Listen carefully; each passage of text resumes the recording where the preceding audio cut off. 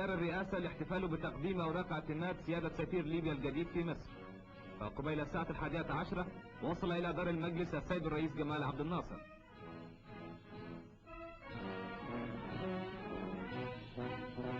وفي تمام الساعة 11 وصل السيد خليل القلال سفير ليبيا الجديد في مصر في موكب رسمي يرافقه الأستاذ علي رشيد كبير الأمناء. واستقبل سيادة الرئيس السفير الجديد الذي قدم لسيادته أوراق اعتماده. وشهد هذا الاحتفال قائد الجناح حسن إبراهيم وزير الدولة لشؤون رئاسة الجمهورية، والدكتور محمود فوزي وزير الخارجية.